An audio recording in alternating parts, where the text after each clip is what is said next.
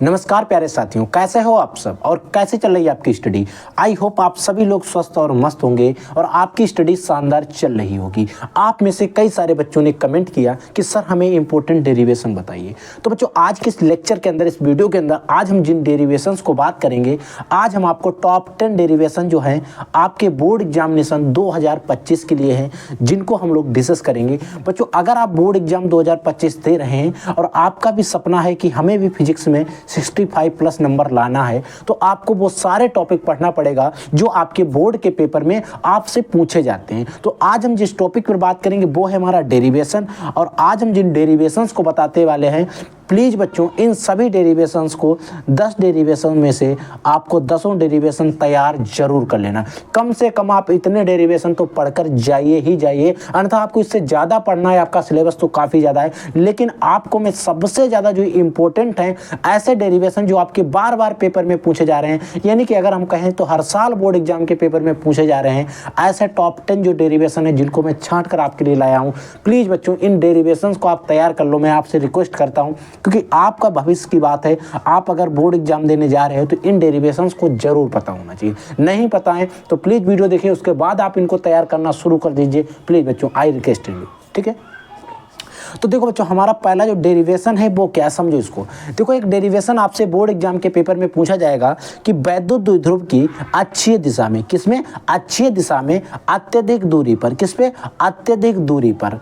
समझो एक वैद्युत द्विध्रुव की अक्षीय दिशा में अत्यधिक दूरी पर स्थित कोई स्थित है एक बिंदु, उस बिंदु पर वैद्युत क्षेत्र की तीव्रता, यानी कि जिसको बच्चों हम लोग ई से प्रदर्शित करते हैं, वैद्युत क्षेत्र की तीव्रता ई, आपको इसका व्यंजक प्राप्त करना है। और ये जो क्वेश्चन है बच्चों, ये आपके बोर्ड एग्जाम 2017, 18, 22, 16, 15, 14, 12 और 11 और इससे बाद के जो पहले के साल थे उसमें भी पूछा जा चुका है। तो ये डेरिवेशन बच्चों आपके लिए सबसे ज़्यादा इंपॉर्टेंट है। इसमें आपका जो सूत्र निकल के आएगा, वैद्युत क्षेत्र की तीव्रता ई इक्वल टू, आपका जो सूत्र आएगा 1/4 पाई एप्सिलॉन नॉट, ठीक है, 2p अपॉन में आपका r³ रहता है। एक डेरिवेशन है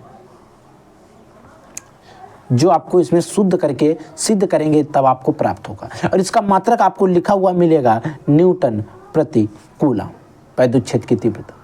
प्लीज़ बच्चों इस पूरे डेरिवेशन को आप सिद्ध कर लीजिए। अगर आपको इसे तैयार करने में कोई भी प्रॉब्लम हो रही है तो प्लीज़ आप चैनल पे जाइए, वहाँ पर इसका सोल्यूशन वीडियो पड़ा हुआ है। आप सर्च करेंगे वैद्युत द्विध्रुव की अक्षीय दिशा में अत्यधिक दूरी पर स्थित बिंदु, स्थित जो बिंदु है उस पर वैद्युत क्षेत्र की तीव्रता ई जो है उसका व्यंजक हम कैसे निकालते हैं, आपको वीडियो मिल जाएगा, आप देख लेना, हमारा देख लेना, किसी का भी वीडियो देख लेना। प्लीज बच्चों आप इसको तैयार कर लेना, ठीक है। अगला क्वेश्चन है, आप इसको, मैं कहता हूं आप इस पर जितने भी स्टार लगा लें, इन सभी क्वेश्चंस पर वो कम पड़ जाएंगे। एक आता है क्वेश्चन गॉस की प्रमेय। अब एक गॉस की प्रमेय है, इस प्रमेय के साथ साथ इस प्रमेय की सहायता से इस क्वेश्चन को हल करो, उस क्वेश्चन को हल करो, ऐसे भी क्वेश्चन आते हैं। तो प्लीज आपको सबसे पहले तो गॉस की प्रमेय ही पता होना चाहिए, और ये प्रमेय आपको पता होना चाहिए 2023, 20, 19, 18, 16, 13, 11 और इससे पहले भी आपके बोर्ड के पेपर में कई बार आ चुकी है।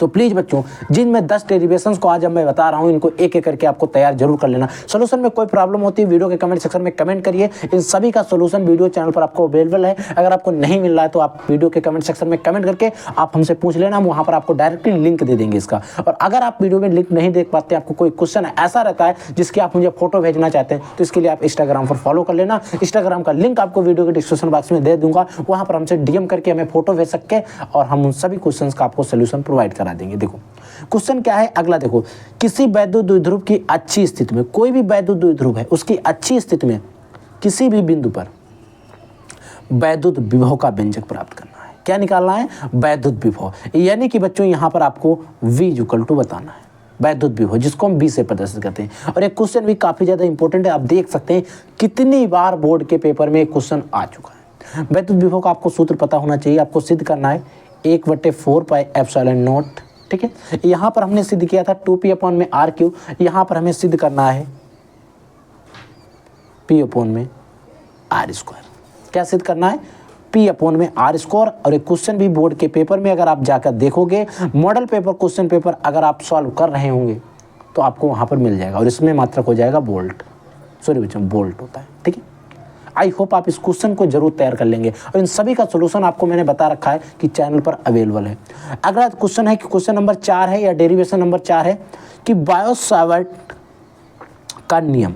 ये बच्चों question very very most IMP question है और एक क्वेश्चन भी आप देख सकते हैं बोर्ड के पेपर में 23 में 16, 14, 8, 7, 6 यानी कि कई बार बोर्ड के पेपर में आ चुका है। तो आपके बोर्ड के जो 2025 में आपका पेपर होने वाला है उसके लिए भी काफ़ी ज़्यादा इंपॉर्टेंट है। तो प्लीज़ इस बायो-सावर्ट के नियम को तैयार करेंगे।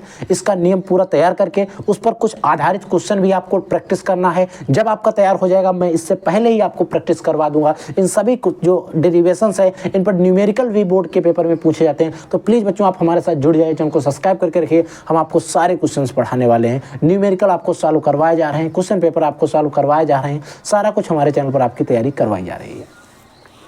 अगला क्वेश्चन है, आपको पता होना चाहिए, it is very very most important, यानी कि ट्रांसफार्मर के बारे में। आई होप आप इस ट्रांसफार्मर के बारे में अच्छे से जानते होंगे, हर चीज़ के बारे में। और इसमें हमें सन की बताने की कोई ज़रूरत भी नहीं है क्योंकि हमने सिर्फ एक शब्द लिख रखा है, मोस्ट आईएमपी। आप पेपर उठा लेना, मॉडल पेपर उठा के लेना, अनसॉल्व पेपर उठा लेना, कुछ भी उठा लेना और वहाँ पर देख लेना जो ट्रांसफार्मर है सचित्र बड़न, इसका जो है 5 नंबर में या फिर 3 नंबर में कम से कम कितनी बार पूछा जा चुका, आप एक बार जाकर मिला लेना। ठीक है बच्चों। अगला क्वेश्चन नंबर 6 या डेरिवेशन नंबर 6 है, किसी भी गोलीय पृष्ठ, वो अवतल या उत्तल कोई भी हो सकता है, उस पर प्रकाश के परावर्तन का सूत्र लिखिए। इस पे आपको प्रकाश के जो परावर्तन का सूत्र होता है उसे लिखना है तथा इसमें सबसे ज़्यादा इंपॉर्टेंट चीज़ यहाँ से शुरू होती है।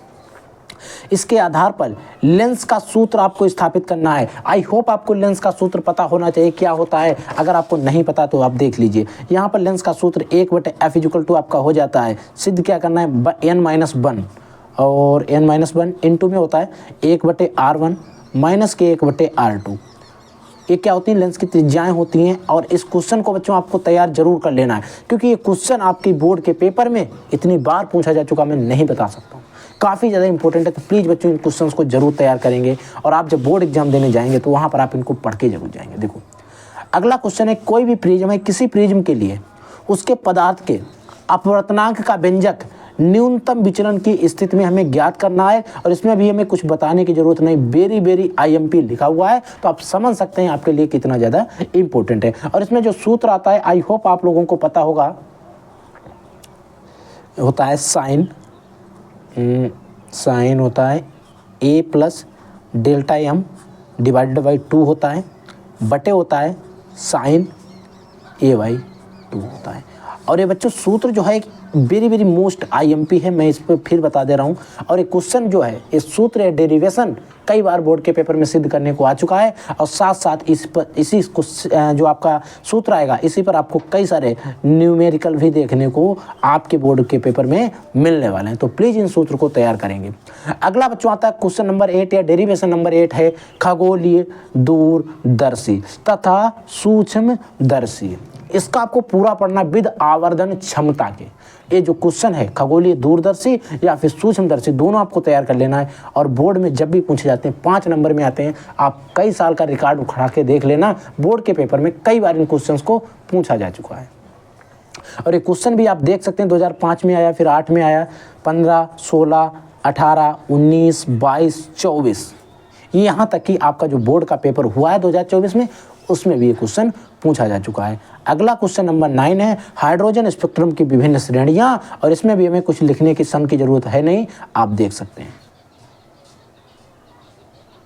ये क्वेश्चन जो है कई बार आप देख सकते हैं बोर्ड के पेपर में आप लोगों से पूछा जा चुका है। अगला देखो, अगला क्वेश्चन नंबर 10 है। इसमें आपसे 2 क्वेश्चन पूछे जा रहे हैं कि नाभिकीय विखंडन और नाभिकीय संलयन, इसके बारे में आपको पता होना चाहिए। और ये क्वेश्चन जो है हर साल किसी ना किसी पेपर में आते हैं, तो आप प्लीज़ इनको क्वेश्चन को तैयार कर लेना। और ये क्वेश्चन भी काफ़ी ज़्यादा आपके लिए आईएमपी है। और इसमें क्वेश्चन में कभी कभी आपसे पूछ लिया जाएगा 3 नंबर में आ सकता है या फिर 2 नंबर में, और इन पर संक्षिप्त टिप्पणी आएगी तो 5 नंबर में भी आ सकती है। देखो 2 नंबर और 3 नंबर में कैसे पूछा जाएगा, नाभिकीय विखंडन अवक्रिया और नाभिकीय संलयन अवक्रिया, इन दोनों में आपको टिप्पणी बताना है, यानी कि इन पे अंतर करिए, अंतर इनमें क्या अंतर है ऐसा पूछ लिया जाएगा। या फिर आपसे पूछ लिया जाएगा इन दोनों पर आप टिप्पणी कीजिए। टिप्पणी जब पूछते हैं तो शायद लगभग 3 नंबर में पूछ लिया जाएगा। इस पर जब अंतर पूछेगा तो 2 नंबर में वहाँ पर आपको इसके 2 से 3 अंतर लिखने होते हैं। तो बच्चों ये जो टॉप 10 है derivation, please I requesting you इनको तैयार कर लेना।